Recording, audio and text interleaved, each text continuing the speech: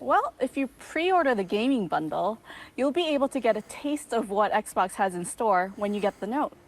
That's great. I enjoy gaming.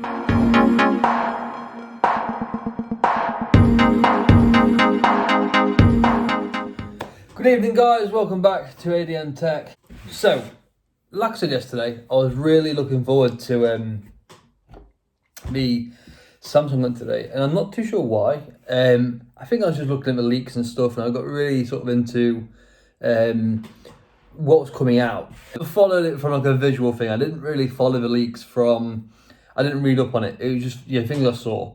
When I reacted to a certain specific part of this press conference, I was really frustrated.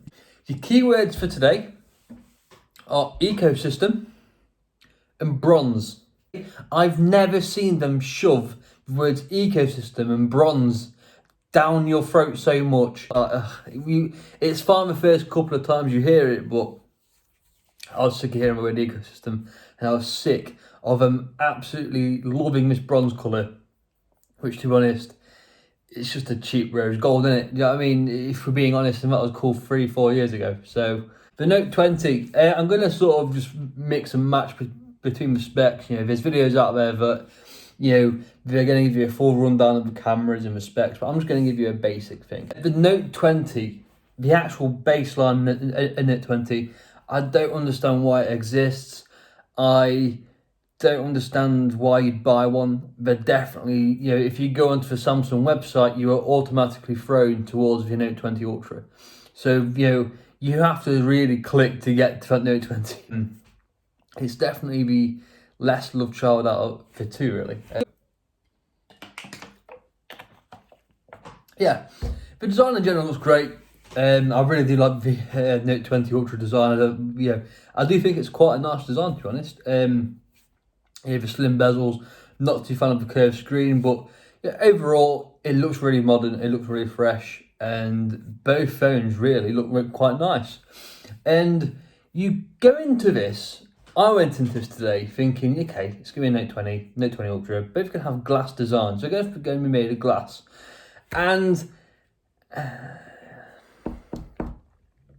you're telling me you are expecting us to pay $1,000, right, for a plastic back in 2020. They're charging you $1,000 for a 1080p screen. It's got a 6.7-inch display. It's got a 30 times zoom on the Note 20, and it's got a smaller battery as well. At 4,400 milliamps. I don't understand why you do it. I understand that they have, they probably wanted to branch out between the two things, but really, are we going in this direction where $1,000 means plastic back, lesser design, less effort, less love? Because I don't like that. I think that's really scumbaggy. They could have just not made it. It has got some exclusive green colour, which is kind of like a bright green, but genuinely can't understand why you'd buy that Note 20 unless you just like the S Pen. But that's just my opinion. Note 20 Ultra 5G, 6.9-inch display, same as last year, I believe. 50 times zoom on the camera, and it's got a 4,500 mAh battery. The camera also on the Ultra has a phase detection autofocus. The Note 20 has a dual pixel autofocus too. It's got a massive camera hump on it. I was watching videos and it does look massive, but you have to bear in mind that the Note 20 and the Note 20 Ultra, there is actually a slight design change, so they have just shrunk it down, so that's why it looks so big. Yeah, that's pretty much it for Note, really. I'm here to give my opinion. I'm here to speak to you about how these devices make me feel. And yeah, it's frustrating. As soon as the event started, everyone's reviews came out, all the prices came out, and there was pretty much no point in watching this. Note 20, good looking line of phones. Obviously you're gonna have to go for that Note 20 Ultra. It does start at $1,200. No, it does start at $1,300 though. So again, at least you're getting a little bit more for your money. They have promised 3 years of software updates. I just think, really, out of the two, you're going to have to pick the Ultra. Moving on to the Tab S7. Yeah, as I said yesterday, pretty much an iPad Pro, isn't it? It's kind of like an iPad Pro with a Surface mixed into it. They sort of really highlighted the 3-app multitasking thing, which is quite nice. You know, again, nothing new. I'm sure Samsung have done this before. It's got two sizes, an 11-inch and a 12.4-inch, and both of them have a 120Hz display. Now, Samsung did say that the 120Hz was actually the first on a tablet. They are incorrect. The iPad Pro from 2 years ago had that. So, you're wrong. Lower latency S Pen, a Surface like kickstand. You know, I thought they was going to go with the iPad Magic Keyboard thing, and they didn't. I was like, okay, but expect it. Honestly, just expect it. It's available August 21st, and the Tab S7 and the S7 Plus, the whole range starts at $649 and goes up to around $849. The 5G variant does add $200 to your overall price, so you could be looking at around £1,050 for the 12.4-inch Tab S7. My opinions, it looks okay. It's a Samsung tablet. Again, word of the day is ecosystem. You know, they are really into that. So if you're using like a really old tablet from Samsung, you can probably upgrade to this and you're gonna have a nice time with it. Personally, get the iPad Pro, but you know, if you're into that Samsung thing, then that's completely fine. That's pretty much what I have to say about the Tab S7, really. So the ecosystem with Microsoft.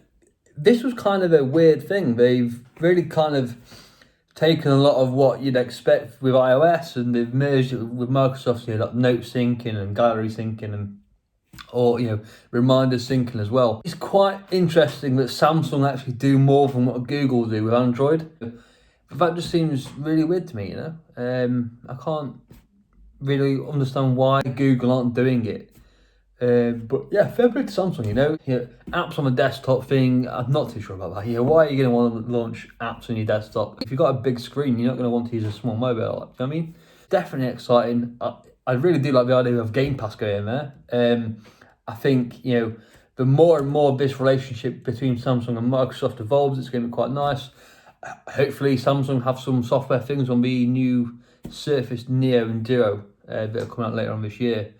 And yeah, look, it enhances Samsung's library compared to anyone else on Android. No other OEM doing this, so yeah, fair enough. You know, you have to give them credit. At least Microsoft, it's not like a weird company. It's two juggernauts working together. I just don't understand why Google aren't really doing it. It just seems completely bizarre to me. Moving on to the Galaxy Buds Live, and yes, I really like them. It's a completely fresh design. It's something different. So yeah, three mystical colours again, because obviously everything's mystical, and of course, there's this lovely bronze one that everyone loves and everyone's just raving about, and it's like, okay, it's bronze. So yeah, white, black and bronze, all mystical. What is nice about these is that they are eco-friendly and they're made from recycled materials. So that's the case, that's the buds and everything in between. So yeah, that's fair enough. You expect that, really. It's nice to see Samsung take their approach to that. They didn't mention anything about that on the note line, though. Maybe they need to. But you know, if you're going to do the buds, do the phones too. Unless the plastic is recycled. Yeah, so they cancelled to 97% of background noise, noise cancellation and all that, and they start at $170. So yeah, fair enough. I think what sort of stood out to me is that their design's so different. I've never seen anything like that before.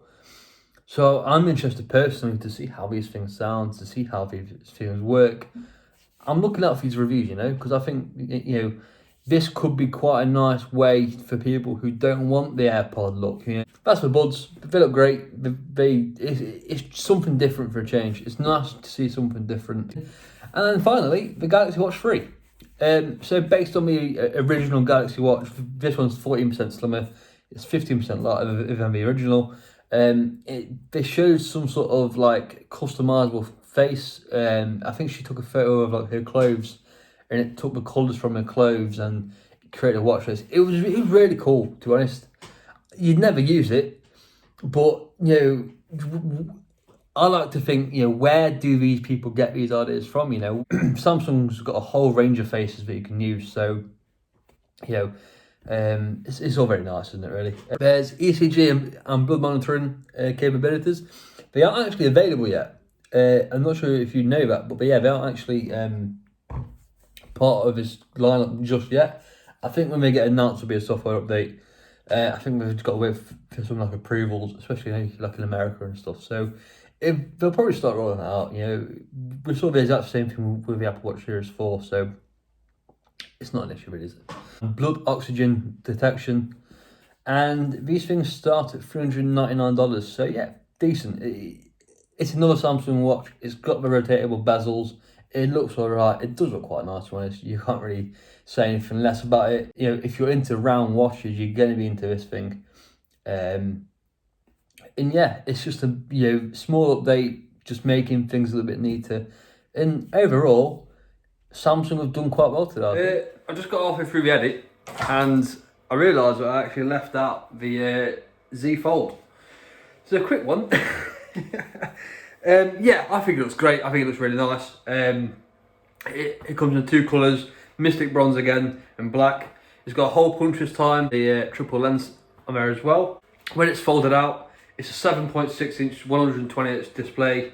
It's got this UTG glass, which is definitely not plastic. They were really keen on showing us that. The outer display is 6.2 inches, which is fantastic, and it's got a super hinge. And they got the inspiration from that from a Hoover advert or a vacuum advert. I think it was a fairly decent event. There's a few hiccups here and there. Nobody's perfect. I'm quite surprised Samsung went the approach that they did. At the end of the day, it doesn't. This is your big broadcast. This is what people are going to see. It really matters how you present yourself. And I think sometimes the teleprompts were a bit weird. But yeah, at the end of the day, it wasn't too bad. It was okay. Some really nice products. The Note 20 Ultra, the Z Fold, the earbuds. They look really nice. So, what are your thoughts? What are your thoughts on today's event? Would are you considering buying anything from today's event as well? Please let me know in the comments. Don't forget to follow me over on Twitter, ADNTechYT. Leave me a like, leave me a subscribe, and I will see you in the next one. Peace out.